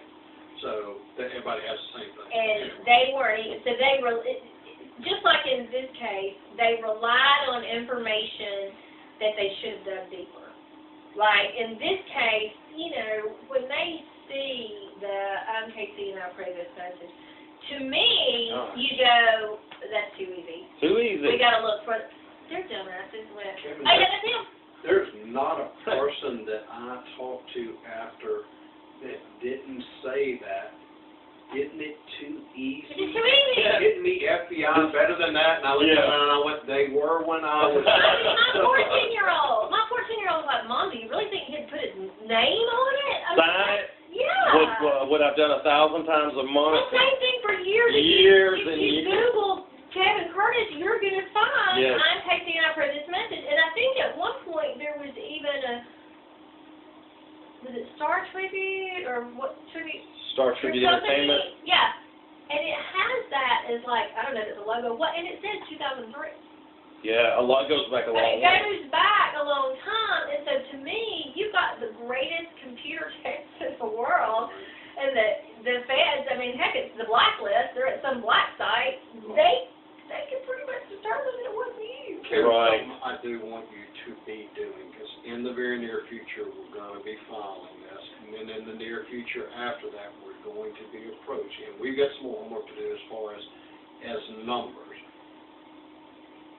What a settlement, what comfortable number you would, be interested in taking, because, and I want you to know from day one, as I said, we'd like to get $1 billion for you. They'd like to give you $100. So some, and I'm not saying that I certainly think this is in the millions, but somewhere in there, and we don't do anything without talking to you about it. We certainly do that, and Paulette, if we can get you on Skype too, we'll do that too, or we'll sit down, we talk about it, we go, this is what we're looking at. I'll tell you like I tell every client. Sometimes a bird in the hand's better than 2 in the bush. We could go to trial, and they go, yeah, bless his heart, they did this. We're going to get $500,000, and they can have it. So, or they could come and go, well, we're going to give him $10 million. It would be a 12-member jury if we went to trial. No, it's probably 8. Usually, it's weird in our federal system. The judges have the discretion. I think 8 is the minimum. Well, depending on who the judge is, I mean, they might go, but here's the deal. In federal court, it has to be unanimous, even in civil trial. In state court, it does not. In civil court, in state civil court, 9 out of 12.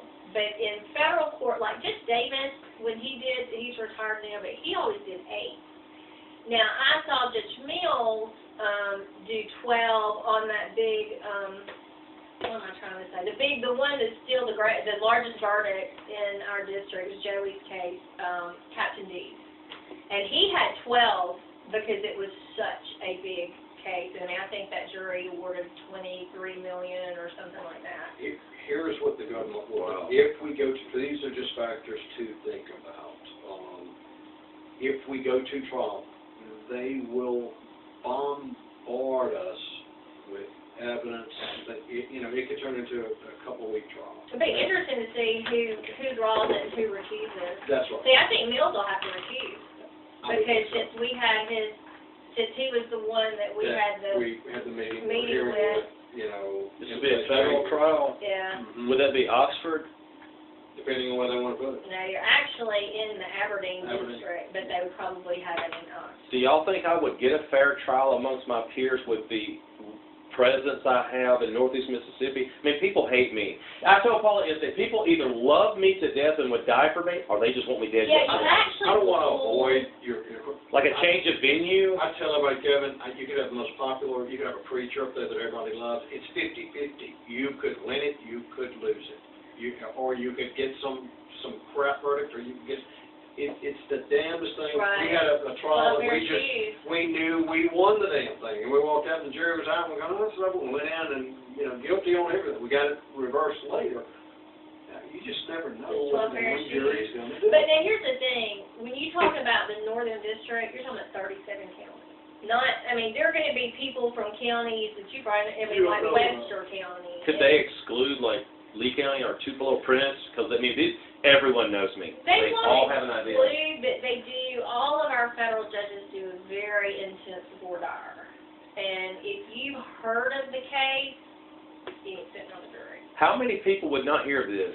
You know, it's weird. I always think that same thing if it's a case that's been, you know, some notoriety, like especially in the criminal arena. I'll think, shit, everybody's heard about this. And then I'll find, you know, they'll pull somebody from DeSoto County, you know, or Tate County that'll go, I don't remember that. So it's just, it's weird. How far would they go? I mean, they won't go to Greenville or Greenwood, will they? Never done that before. Washington County and north, all up through the Delta, and then you go over Ocala, I think is the dividing line. It's like right north of Jackson. Holmes is not part of it. Yeah, Holmes is the southern It's got a straight line, and then Holmes County juts up in it. So, but there's 37 Paulette. counties. Moo Cow just jumped up on Powell and licking all over him. She's never done that. She bit Marsha when she came over. Well, no kidding. She Well, just make sure that if you haven't seen the jury, make sure they're all women, because women love Kevin. Her sweet, she go home with us. She has never done that. We have cats in our house now. Hey, Kevin, you should tell them what Laura said about the bunny. Oh yeah, where's the money? It's at Laura and them's house. I go over there and feed it about every 3 days. It's still alive. I can't believe it, but they forget all about it for like 5 days. They'll have no food, or they're survivors. They can go, I guess. Yeah. So yeah, I got a text from her one night about a week ago, and I asked, "How's the bunny?" She was driving back from somewhere with Gable, and she texted me and said, "We fed it some peanuts and it died." And she said, Flynn made the best of it, and he cooked it. We had like a rabbit soup or something. And I was Skyping with Paulette, and she's crying because Paulette is all about bunnies. I mean, she's the bunny whisperer. And I'm in tears, and I'm like, you let my bunny die, and then you let that redneck kill my bunny. And then she texted us, it's like, when did you become so sensitive about it? And she lets like an hour go by. And then I told her, I said, I'm going over there. I've got to know if you're telling the truth. And she called me, and I'm Skyping with Paulette, and I've got her on the phone. I put her on speakerphone, and she's like, have you heard that song, A to Peanut, and I died with a, and I'm like, no, I haven't heard that song. She goes, we were joking, and Gable's laughing in the background. She goes, you really thought I would kill the bunny? But stuff like that. Take that money to the humane. Did you tell her what she said about me, though? Before she let you in on the little joke?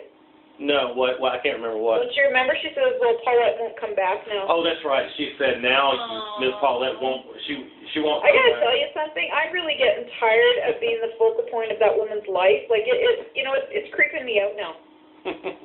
Yeah, y'all need to move. Christy said we need to move.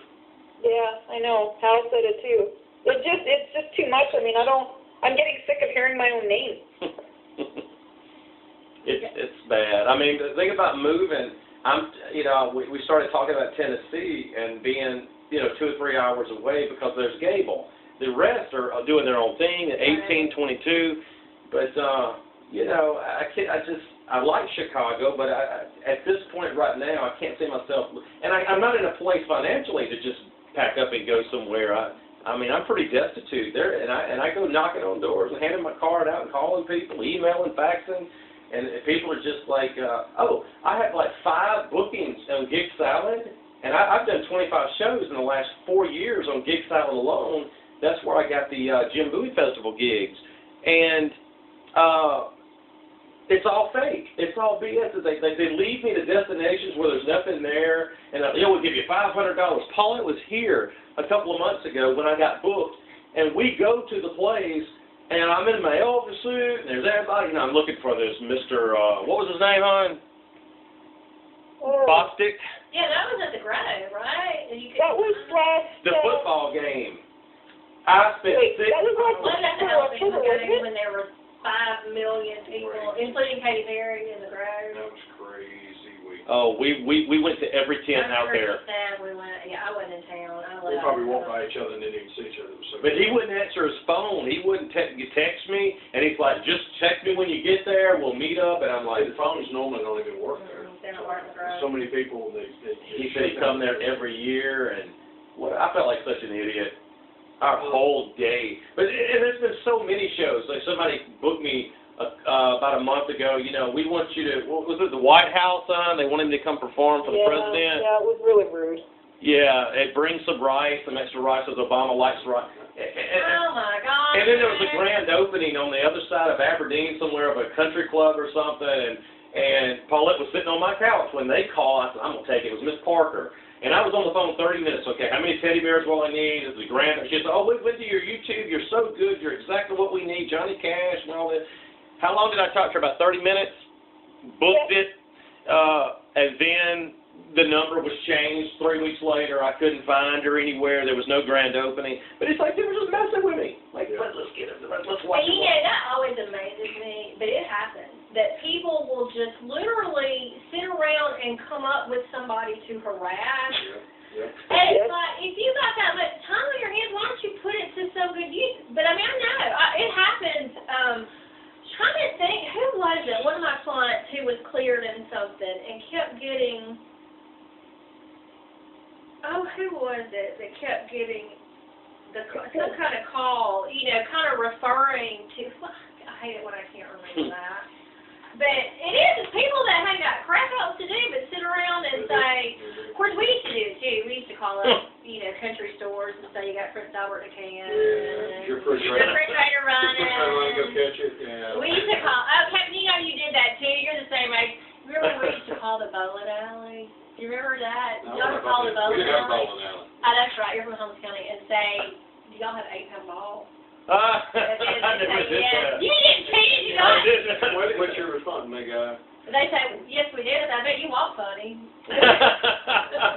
I'm going to remember that. Yeah, Paulette didn't know about Prince Albert in a can. Paulette, that's an old tobacco for country people who used to roll their own tobacco, and it came in a red cigarette. can. It's called Prince Albert. So we would call these little country stores and say, hey, you got Prince Albert in a can, and they'd say, we sure do, hon.